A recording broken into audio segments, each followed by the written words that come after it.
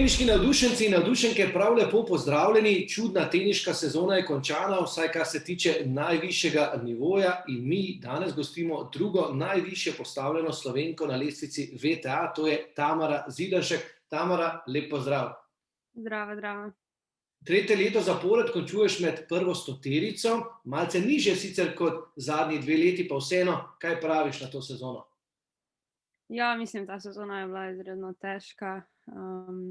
Ni se igralo kar nekaj mesecev vmes, tako da je specifična, speljana je bila in upam, da bomo lahko v naslednji sezoni malo več odigrali, da bo malo bolj se znormaliziralo vse. Vse pa je končala zelo, zelo lepo, vendar pa preden se dotaknemo tega zadnjega turnirja, tik preden si odšla na turnir, smo v projektu Teniško aktivni gostili tvojega trenerja Zorana Kranjca. Si gledala tisti posnetek ali ne? Sem nekaj pogledala, ja. Verjetno si vse to že slišala na treningih, pa vseeno, če moraš takole iz topa ustreliti, kaj je tisto, kar ti morda najbolj ostalo v spominu, oziroma kateri nasvet Zorana, ki ti ga je kadarkoli dal, lahko zdaj zaupaš? Zdaj sem malo povezala vse z intervjujem, pa mi je tudi govoril o tisti knjigi Črna skrinjica, pa te piloti, pa to. Večkrat tako pove nekaj življenjskega in pol debatiramo na to temo, pa se kdo kaj spomni, pa doda, pa se nova debata iz tega razvije, tako da imamo v bistvu, bom rekla, v zadnjih letih, mogoče, ko smo tudi mi malo starejši, jaz malo starejša, več takih življenjskih pogovorov. In pa se vse to naveže na tenis, tako da ne morem reči zdaj konkretno, kaj bi bilo, ampak zdaj sem se glih spomnila na to knjigo, ko je omenjal. No, jaz sem tudi eno izmed knjig prebral, ki mi jo je predlagal eden izmed teniških trenerjev, pa morda malce pomagam pri tej temi. Prebral sem, kaj naredi igralce uspešne. Želja oziroma pripravljenost na trpljenje oziroma neprijetne stvari in želja po rasti, torej te dve stvari. Kaj ti praviš na to? To neko čustveno neudobje. Ja, v bistvu še kako drugače povedano, ko greš ven iz svoje te zone udobja, ne. To je nekako, kar te spravi višje, vsak centimeter se navajaš na te razmere, ki ti niso glih udobne in ti na koncu postane udobno, a ne. In tako se kališ. Ti si takšna, ne? Nekako je Zoran tudi o tem govoril, da rada treniraš. Kako si morda v tistih mladinskih časih, ko so mnoge punce odšle na zabavo, zdržala ta hud ritem, te številne ponovitve? Ja, mogoče sem tudi tak tip, ko ne glih rada žuriram pa to.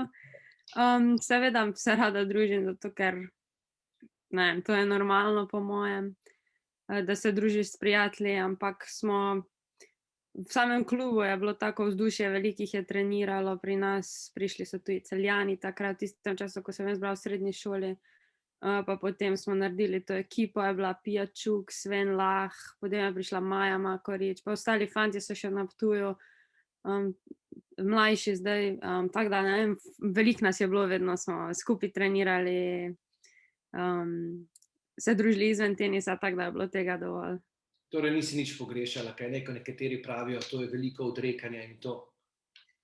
Ma ja, recimo, da je odrekanje, ampak ne. Po drugi strani pa ni, zato ker vseeno je to nekaj, kar ful rada delam jaz osebno in mi ni nič manjkalo, ne.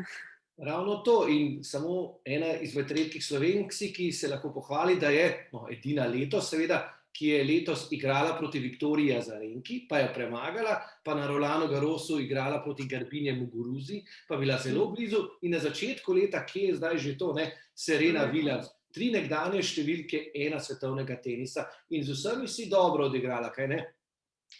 Ja, mislim, bile so kar lepe izkušnje, to na začetku sezone sem igrala še proti Sereni pa Viktoriji, pred vsem tem kaosom po svetu, ko še nismo vedeli, kaj se bo dogajalo, takrat se mi je zdelo, da sem res se zelo dobro počutila, zelo dobro igrala, rasla in pol je prišel ta karambol z vsem, ko se je vse ustavilo. Ja, in pol sem še proti koncu leta na Roland Garrosu dobila priliko igrati proti Garbini, ki je bil res eden boljših mojih mečev, boljše moje igre kot take teniške in Ja, nikoli še nisem tako pogledala v tole, ko ste zdaj rekli, da sem igrala s 3 bivšimi številkami 1. To ne dobi vsak prilike, ne, tako da lepo, ja.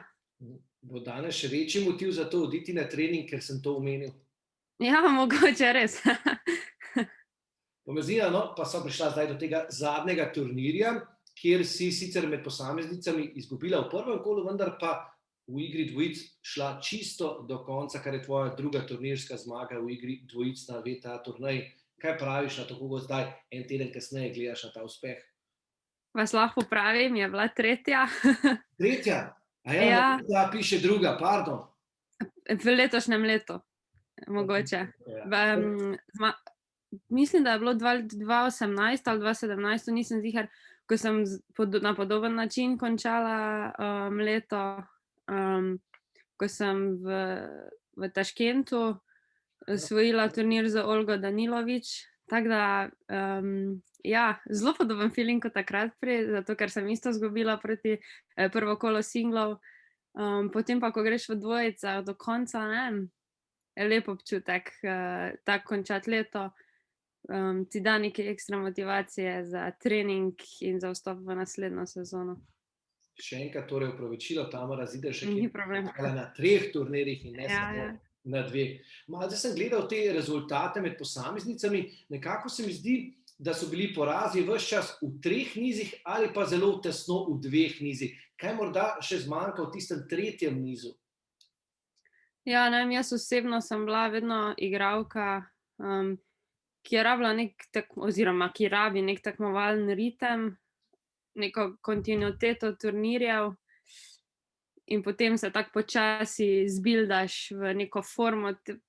Te konstante pa, ne vem, letos nekako ni bilo, ne. In je vse malo bilo raztrgano bolj.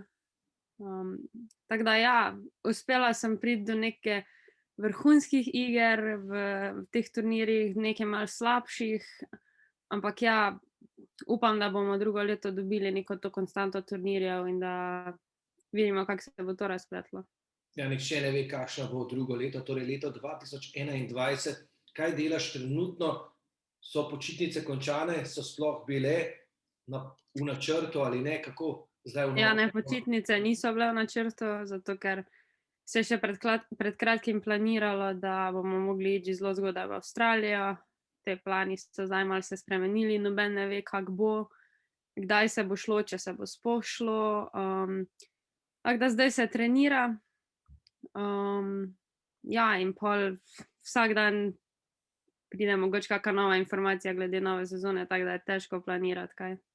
Zdaj se trenira. Kaj se trenira, kaj je tisto, kar moraš popraviti za novo sezono, da bo prišla ta konstanta, kot si jo prej omenjala? Ne vem, če bi povedala to. Ne, trenira se tako jak vedno.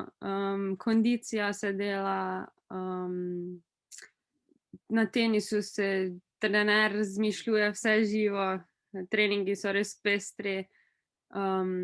Treniram z vsemi fanti na klubu, kar mi je ful dobro, tudi puncami. Imam veliko različnih žog, na katere lahko treniram, ko oni igrajo. Predvsem na te agresivnosti, v kateri smeri gre tenis danes, se pravi servis oziroma return, plus prvi, drugi udarec, se pravi, je treba biti zelo agresiven, tako da predvsem na tem se dela. Naslednje leto, letos jih ni bilo, naslednje leto bodo olimpijske igre. Je to v tvojem načrtu, je to kakšna želja na tvoji strani, da bi nastopila morda v Tokiu ali pa kasneje v Parizu? Ja, mislim, da je to želja vsakega športnika, ko sanja, ko je mlad, da nastopi na olimpijskih igrah. Tudi moja želja je bila od nekdaj in seveda so v igri olimpijske igre, če le bodo se speljale. Prišla so do konca, morda še čisto za konec, bliža se december. Kaj želiš sebi in pa ostalim v Sloveniji v novem letu? Kakšna je tvoja novoletna zaobljuba ali pa tudi čestitka? Predvsem, da bi res vsi ostali zdravi, da bi se tole čim prej umirilo, da bi se svet znormaliziral in da bi lahko vsi šli nazaj na na stara pota, zato ker mislim, da smo zdaj dali kar lepo lekcijo vsi skupaj skozi in da smo se marsikaj naučili iz tega, marsikaj življenjskega lahko potegnili, tudi jaz sem in ne vem, upam, da bojo se ljudje umirili in začeli upoštevati vse in da bo drugo leto boljše. Tudi sam se pridružujem tej čestitki in ostanite teniško aktivni. Hvala lepa, Tamara, da si bila naša gosta in srečno v novi sezoni. Hvala.